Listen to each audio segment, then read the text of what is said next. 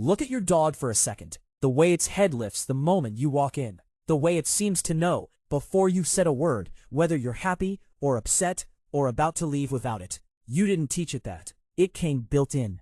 The dog was the first animal ever to turn tame, thousands of years before any sheep or cow, even long before anyone planted a single seed. And how that happened is stranger than it sounds.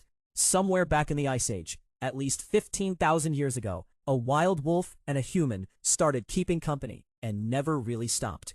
Which is strange when you remember what a wolf is. A big predator with a mouthful of knives, built to pull down animals far larger than you. Not an obvious roommate. So how did that become the animal curled up in your kitchen tonight? And here's what almost nobody asks. Did we tame them, or did they tame us?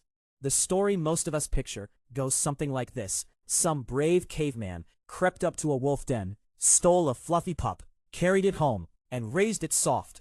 Do that enough times, and dogs. It's a nice story. It's almost certainly wrong. Anyone who has hand-raised a wolf will tell you the same thing. Even a pup raised from birth, with all the love in the world, grows up a wolf, one that never fully trusts you and never learns to take orders. Taming one animal doesn't change its kind. So if we didn't sit down and design the dog on purpose, then something else did. Scientists even have a name for what probably happened: self-domestication.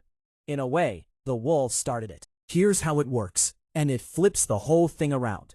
As soon as humans started living in one place long enough to leave a mess, bones, scraps, the leftovers of a kill, that garbage was a free meal for any animal brave enough to come get it. Most wolves were far too wary, but in any litter, a few are born a little bolder, a little calmer, a little less terrified of people. Those were the ones that could creep in, grab the scraps, and survive on them. And a wolf that eats better raises more pups, pups that inherit the same easy nerves.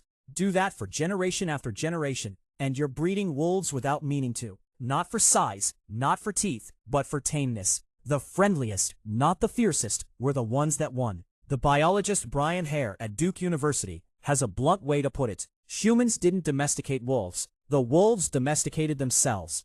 That sounds like a neat theory, but it isn't just a theory, because someone actually put it to the test, on purpose, and watched. In 1959, a Russian scientist named Dmitry Belyaev started an experiment on a fox farm in Novosibirsk, in Siberia. He took wild, snappy silver foxes and bred them by one rule and one rule only. He kept the calmest. Every generation, the foxes least afraid of humans got to have the babies. That was it. He never selected for looks, just for friendliness. And within a few generations, the foxes changed in ways he never asked for. They started wagging their tails and whimpering for attention like dogs. And as the years went on, their bodies began to change too. Some grew floppy ears and curly tails, patches of white in their fur, softer, rounder faces. Selecting for a calm mind, it turned out, quietly dragged a whole package of features along with it. Scientists have a name for that bundle: the domestication syndrome. And you can see it all over your dog. Those droopy ears and that spotted coat are the visible echo of one thing: an animal that stopped being afraid of us.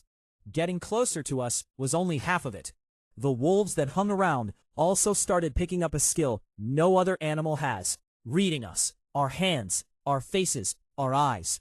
Try this. Hide a treat under one of two cups and just point at the right one, and a dog, even a puppy, goes straight to it.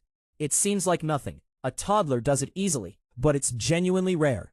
When the biologist Brian Hare, who studies how dogs think, ran that test, chimpanzees, for all their brilliance, do far worse. They'll stare at the pointing hand instead of following it. And so do wolves. Somewhere along the way, they learned to treat a human glance as a signal worth following.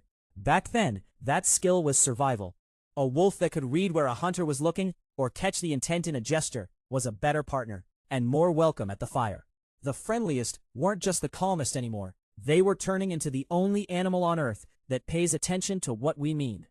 By the time the two species had grown up together, it wasn't charity. It was a deal, the best either side ever made. The dogs got the easy part to see: steady food, warmth, and protection. A life far softer than clawing one out in the wild. But we got the better end than we usually admit. A dog's nose and ears run circles around ours. A camp with dogs had an alarm system that never slept. A hunting partner that could track and corner what a person couldn't. And on a bitter night, a living source of heat. Two very different animals, each covering the other's weak spots. Neither one planned it. It simply worked, so it lasted. And at some point, the dog stopped being a useful animal at the edge of camp and became family. We can put a date on that because of a grave. In 1914, quarry workers near Bonn in Germany uncovered the bodies of a man and a woman buried together, and tucked in with them the bones of a dog. It's about 14,200 years old, one of the oldest dog burials ever found. But the detail that stops you is what scientists later read in its teeth. This was a puppy, only about 7 months old, and it had been gravely sick, struck down by a disease that would have left it helpless for weeks, unable to feed itself or keep up. In the wild, that puppy dies in days. This one didn't. Someone carried it, kept it warm, dribbled it water, sat up with it through the worst, for no practical reason at all. It could not hunt. It could not guard. They looked after it anyway, and when it died, they laid it in the ground with their own dead. 14,000 years ago, a dog was already something you could love. Here's where the story turns back on us, because this didn't just change the wolves. Over those thousands of years, living side by side rewired something between the two species, and it reached into our own bodies. You can see it in a look. When you and your dog look into each other's eyes, something measurable happens. A hormone called oxytocin rises in both of you at once.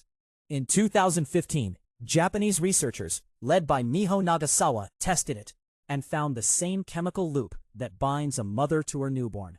Your dog looks at you. Your oxytocin rises.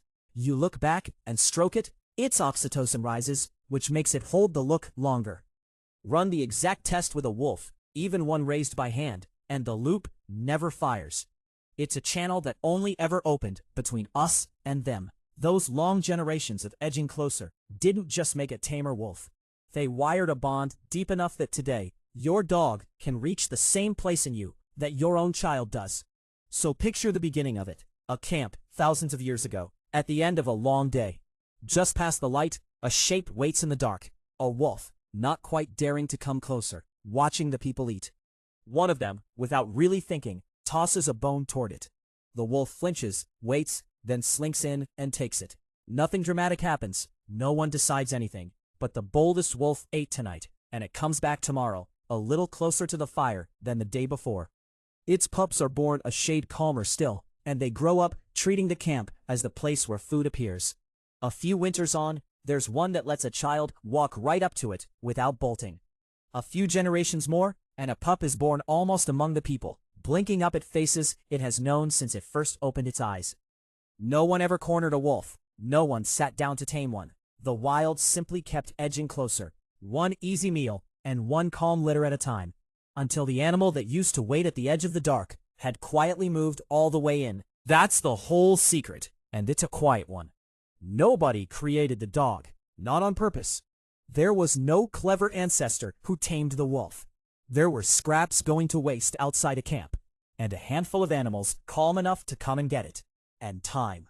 The friendliest wolves fed themselves right into our lives, changed their own faces doing it, learned to read us better than our own cousins can, and finally reached into our blood and pulled the same lever we use to bond with a child. We like to say we made them man's best friend. The truth is closer to the other way around. They chose the space beside us, generation by generation, until neither species could quite manage without the other. So go back to your dog for a second. The one that lifted its head when you came in, that watches you cross the room, that seems to read the day right off your face. That look isn't a trick, and it isn't an accident of this morning. It's the end of a thread that runs back 15,000 years to a nervous wolf deciding the risk of a human was worth the scraps. Everything since, the drooping ears, the wagging tail, the way it holds your eyes a beat too long, is what happened when the friendliest kept surviving. Nobody sat down and invented your dog. We just left the door open, again and again, and the bravest, gentlest animals walked through it, until one of them was lying at your feet, looking up, waiting to see what you'll do next.